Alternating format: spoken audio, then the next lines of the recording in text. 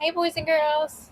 Now we're going to read chapter 13, Crisis Management. It says crisis management is special or extraordinary methods and procedures used when a business is in danger of failing. So remember, Jesse ruined Evan's lemonade with the bugs and the dirt, and Evan took her money out of her lockbox. So now they're coming home, and it's Sunday night. We're going to find out what happens. Chapter 13. Sucker! Oh man, you were schooled. Preschool, baby?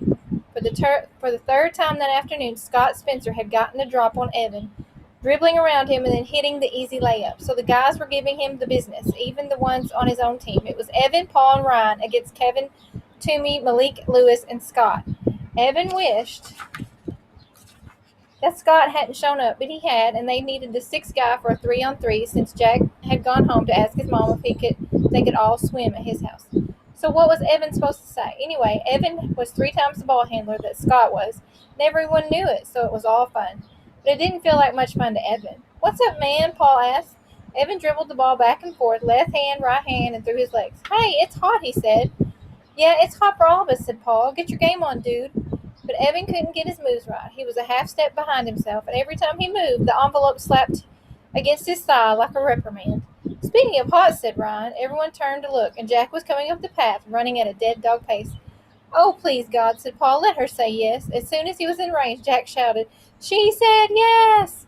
"What's up?" asked Scott. "Jack asked his mom if we could all go swimming in the pool," Kevin said. "Hey, Jack," shouted Scott. "Can I come too?" "Yeah, sure," said Jack, who stopped running toward them and was waiting for them to join him on the path. Oh, great, thought Evan, but he wasn't about to turn down a dunk in a pool just because Scott Spencer would be there.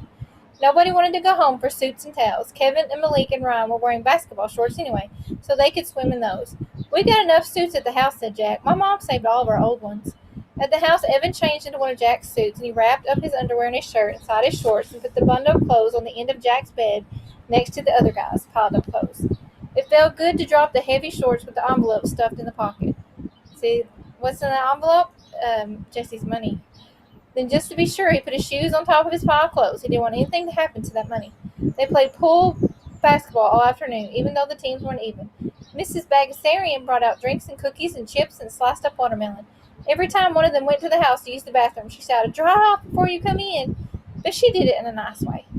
Then, just when Evan thought the afternoon couldn't get any better, it did. Scott had gone into the house to go to the bathroom, and a few minutes later he came out dressed, his hair still dripping down his back. "I gotta go," he said, jamming his foot into his sneakers.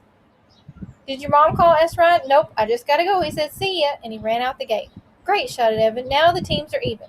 And when they went back to playing pool hoops, Evan didn't think about Scott Spencer for the rest of the afternoon.